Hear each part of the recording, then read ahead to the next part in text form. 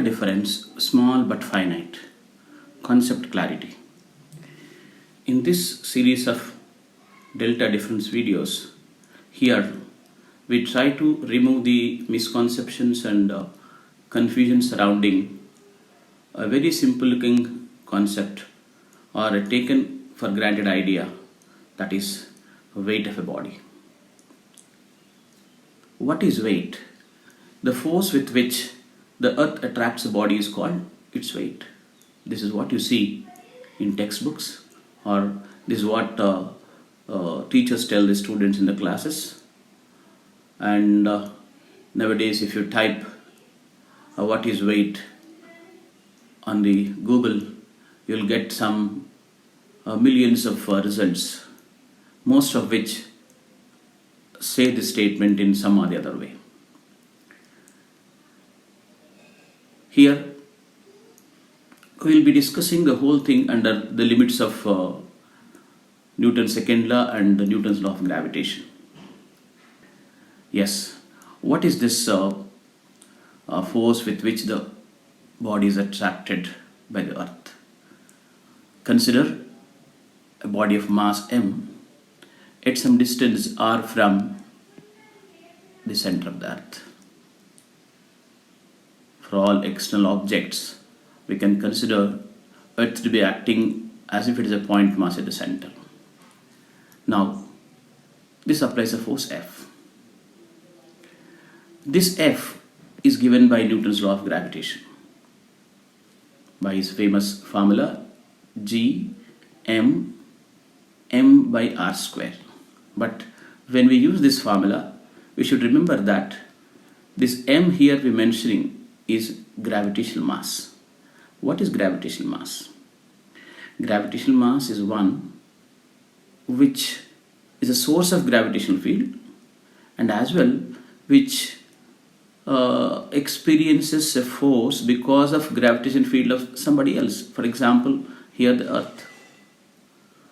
Greater the amount of this gravitational mass, greater is the force it experiences by some other gravitational mass, or greater is the influence it exerts on other gravitational masses. So this is what you mean by gravitational mass. What we need to remember is here this is the source of gravitational force and it is the receiver of gravitational force. Right. Now F equals G into m by r square comes here. This is force on the body of mass m because of this earth. But we also have another law by the famous person Newton. What he says is F net, I'm writing here, F resultant, I'm just writing in the scalar form here, is equal to mass of the body into its acceleration. Here in this one, mass of the body is inertial mass. What is inertial mass? How is it different from this gravitational mass? This mass, from the very definition of F equals ma, is a measure of inertia of the body. Inertia of the body is what? The inability of the body to change its state of rest or state of motion. And what changes that inertia is force. So this gravitational mass actually is a reason for force. If you have more mass, more gravitational field, and therefore more force it exerts on somebody or more force it is acted upon by somebody. But if greater the mass here, inertial mass, greater is its refusal, greater is its opposition to its changing its state. So by meaning, by definition, these two are actually different. Now, what Newton's second law says is F net here. Remember, this F net is the reactions of other bodies on the body considered. It is a force applied by other bodies on the body considered. Forces are vectors. Their vector sum we take here. Of course, I can put a vector sign here to make it more general. So this F net is the contribution, can be the contribution from many forces. All that forces is equal to mass of the body, which you may find out in a physical balance, and acceleration of the body, which you may find out from the kinematical experiments. What do you mean by kinematical experiments? Like what Galileo did when there was no idea of force, nothing. You will make the bodies fall through some distances and measure the times and find out the acceleration. So what Newton's second law says is it connects two things. One is the experimentally found mass into acceleration of a body must be equal to all that reactions acting in the body put together. Their vector sum, they are equal, is what Newton's second law says. Now, whether it is this tells you the cause of force, whereas this is on a body when there are many forces, the net force is equal to mass into acceleration. But in this case of this body being attracted towards Earth, the only force or the net force is just this force given by F equals G M mg by r square. So let us make them equal.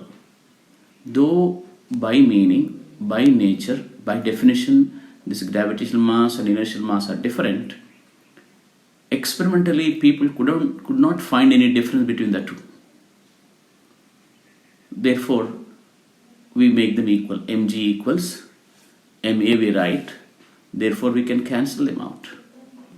Therefore, that acceleration here we have written it as basically gm by r square. But this acceleration, in this case of gravitational force, we call as g, the acceleration due to gravity, whose value generally we write as 9.8 meters per second per second. That means the speed changes by 9.8 meters per second for every second because of the attraction of the Earth. So we set g equals gm by r square. So now weight, because this definition says the force with which the Earth attracts a body is called its weight. So weight equals force by Earth. Force by Earth is m into a, and a is what we said as g, and g is gm by r square. So we wrote weight equals m into gm by r square. We need to understand something here now. Weight is the force applied by the Earth, we said, all right, and that is equal to m into mass of the body into g into m. This capital M is the mass of the Earth here, and this small r is the distance from the center of the Earth to the body, and g is the gravitation constant. So now we need to understand that weight of an object depends upon basically this r, because mass of the body is anyway remaining constant, mass of the Earth is remaining constant. Therefore, mass of the weight of the body of this mass m is depending on the distance r. So we can say that, we can conclude that if at all weight changes, that should change because of this r changing.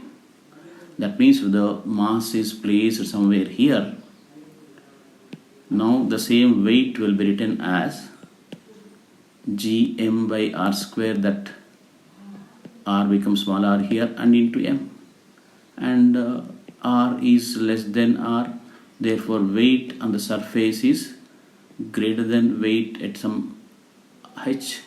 This is h, for example, above the surface. In a similar way, if I take this mass into the Earth for somewhere, we will once again find that weight will here decrease from the as compared to the value from the surface. But of course, the weight is decreasing above the surface of the Earth is different from the weight decreases below the surface of the Earth. Okay, all right.